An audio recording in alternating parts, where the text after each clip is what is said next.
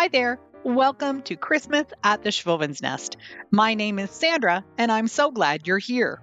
If you haven't already subscribed to my channel, I'd love it if you could hit that red button.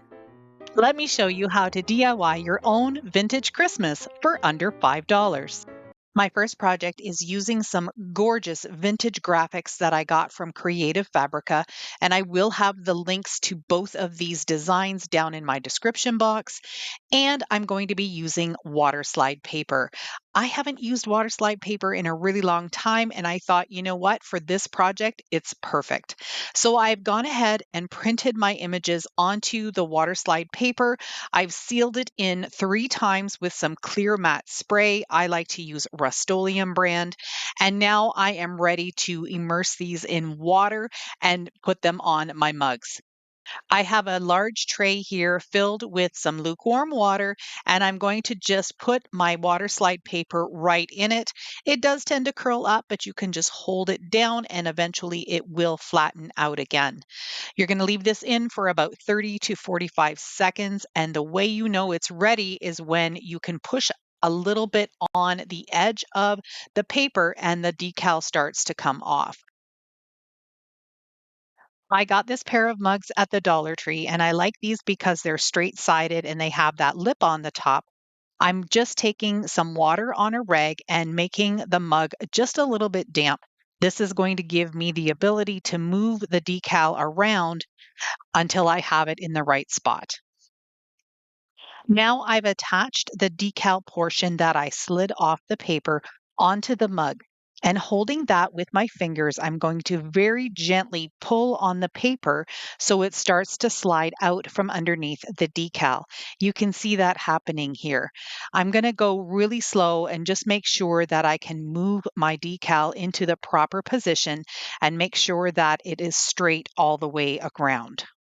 When I get to the end of the decal, I realized that I was about a half an inch too long. So I would definitely need to trim this or crop it when I create my images, which is something that I'm going to show you when I'm done this project. I just folded the decal paper back just a little bit and then took my large scissors and very carefully trimmed off the excess. I'm going to continue using the same rag, but you could also use some tissue or a paper towel. And what I need to do is very gently go over the decal and push out any of the water bubbles to the edge. And this is going to smooth out all of the decal. I can still wiggle it around a little bit if I need to until the water is completely out. Then, once I've got all the bubbles off of it, I'm going to let it dry for a good 24 hours. Then I'll be sealing it with a layer of Mod Podge. I did the exact same thing for the second mug using the reindeer design. Again, this will also be linked down in my description box so you can get the exact same graphics. The mugs can be used for drinking out of. You just have to be careful when you're washing them, just with a little bit of warm soap and water. I will probably use these as decorative mugs for the Christmas season, probably in my kitchen with a bottle brush tree in them or something. And I think they'd be beautiful gifts for people as well. And using the water slide, just imagine how many different designs you can put on mugs like this.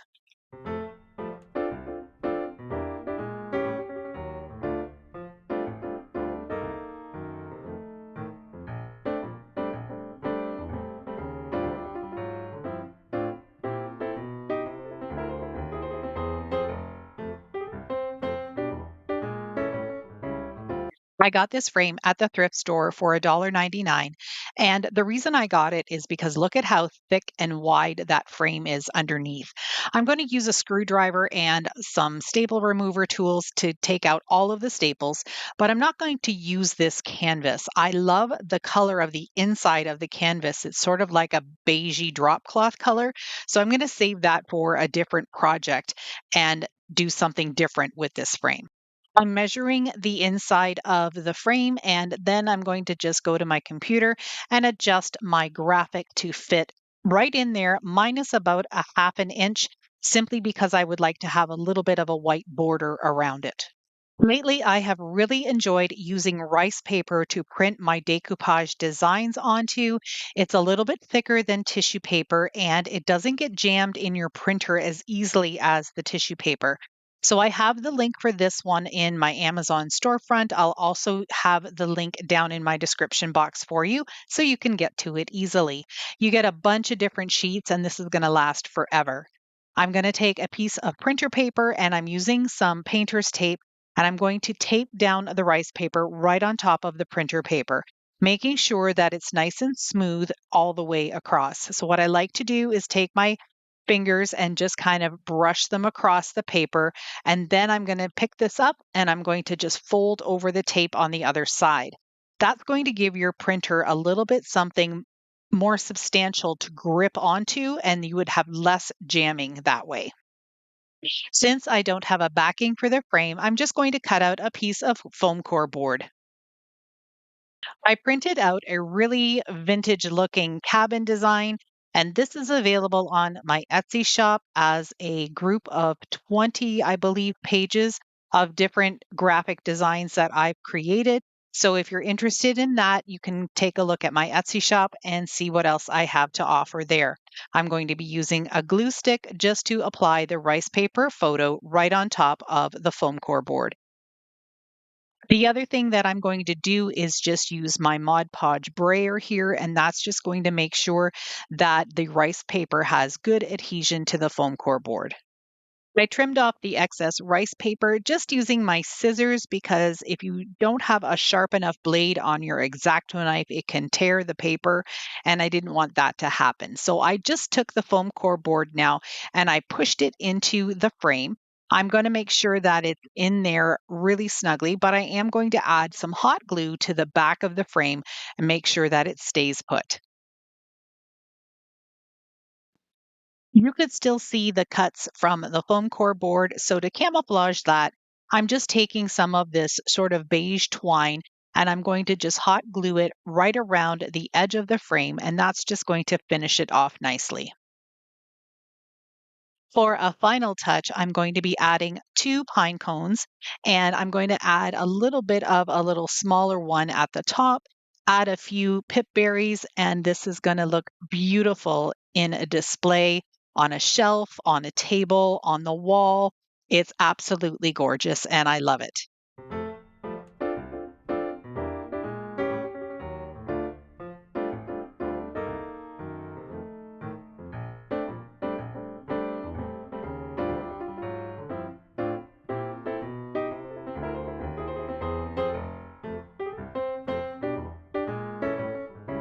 Check out these bright pink bowls. I'm going to turn them into something so pretty and fun, and it only took a few dollars to make and a little bit of time.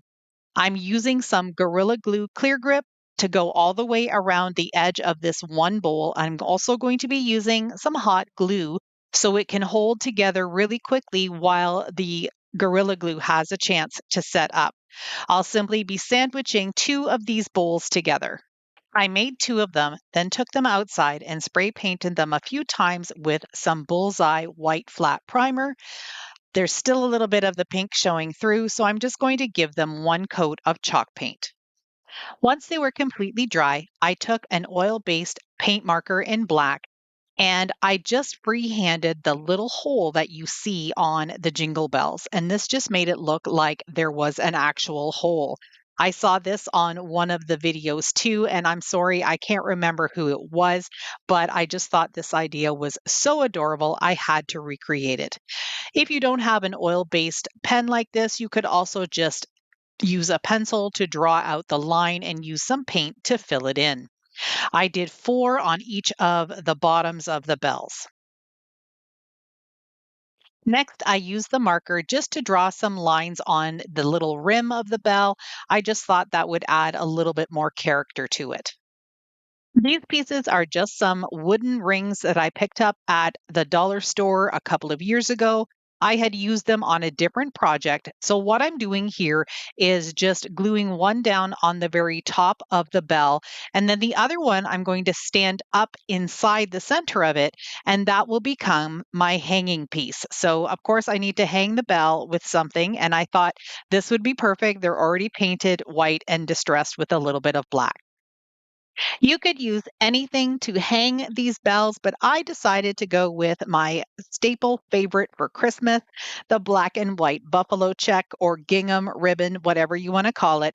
This one is wired. I'm just going to loop it through and use that as the hanger. Then I made a double loop bow, which I'm going to glue right on top. Add some greenery and a few little berries and a pine cone, and these projects are complete. I think they look really fun. They look vintage, and I think I'm probably going to hang them out on my porch on my windows for the holiday season. You'll have to wait and see my decorating video for my front porch. That'll be coming in the next couple of weeks.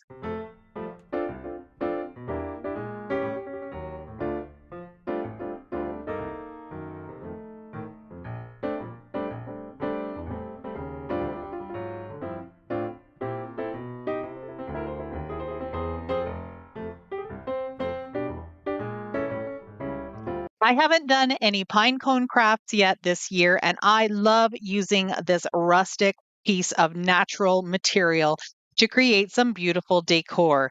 Today, I'm going to be making some little ornament hangers or door hangers. You can basically hang these wherever you want.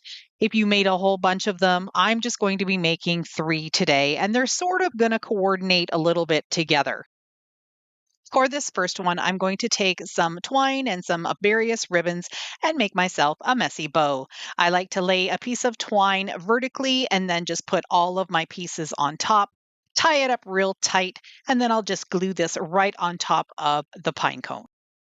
Then I added a large red berry and a couple of bottle brush trees right to the back of the hanger. I thought this was just a really fun and quirky idea. Using the paint that I had still on my brush from painting the jingle bells, I just hit the edges of the pine cone to make it look like there was some snow on the edges. And then I went ahead and I created a couple more different sizes, different styles, some berries, some trees, some bows. Basically, whatever you feel like creating, you can make tons of these to hang around your home for the holiday season.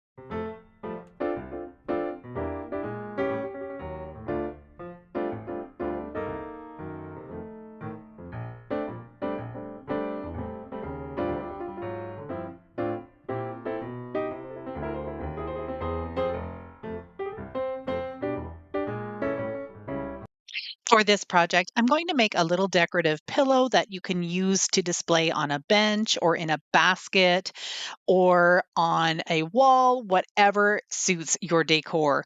The first thing I'm doing is just cutting three pieces of this ticking stripe fabric. It's gray and white, and I'm going to make sure that they're all the same size. I had some flour sack cloth that I'm going to be using to create the outside of the pillow. I'm just using my little mini heat press here just to press it and make sure that I don't have too many wrinkles in it. I've got two pieces here that are the same size, and I tore the edges so it would be nice and rustic. I laid them across the fabric and I'm going to be just gluing them on and creating little pockets. So I'll be gluing the sides and the bottom, but not the top. Once I've got them all glued, then you can see where I've got my little pocket here with my finger. I've laid both pieces of fabric together now, and it really doesn't matter if you have them back to back or front to front. This is the front of it, so the back doesn't really matter. What I'm doing is gluing the two pieces together to form a pillow pocket. And I am just using the glue about a half an inch in from the edge, as you see me doing here, because I want it to have a really homemade look. I don't have much of a stash of buttons. So I had these star pieces left over from a different project. And I'm just using my drill with a small drill bit to drill in some holes to make these look like buttons. Then I'm going to take some of the red and white twine that I have and I'm going to feed it through the buttons and just tie it in the back so it looks like it's been threaded onto the pillow. Once it was tied, I added a dot of hot glue just to make sure that the knot wouldn't come undone. I slid a few fingers inside of the pocket and I'm adding some hot glue to the center of the pocket. And this is where I'm going to add the stars. They're going to look just like buttons on each of the pocket. If you don't want to use your fingers, you can definitely put a little bit of wax paper or parchment paper, something that doesn't have a sticky backing to it if you don't want to use your fingers, because yes, the hot glue did get a little warm for me. I don't have any pillow stuffing right now, so I decided to just use a few pieces of this fleece blanket that I've been using for crafts and just make more of a flat pillow. Again, this is not going to be something that you're going to use, it's just for decorative purposes, so I didn't think it needed to be that stuffed. However, if you want a nice full stuffed pillow, by all means, fill it up. I used the same gluing technique as I did around the other three edges, just going in about a half an inch and then pressing the two pieces together. You can use whatever you want inside these little pockets. You can even just leave them not glued in so you can replace them with different things. I could see this being a year round little pillow embellishment too, but for me, I'm taking some of these tiny little bottle brush trees and I've flattened out the back and I'm going to actually glue it right into the pocket. So the little tree is kind of sticking out. And I just thought this was the cutest little idea. I think it's so fun. Definitely, you're not going to want to put your head on this pillow because those trees are a little prickly, but this turned out really sweet. To finish off the look of this pillow and make it look more complete, I'm using some of the red and white twine that I used on the buttons, and I'm going to hot glue a trim piece all around the edge where I glued the two pieces together. This is such an adorable little project, and I could see this being adapted for all sorts of seasons. I hope you love this one as much as I do.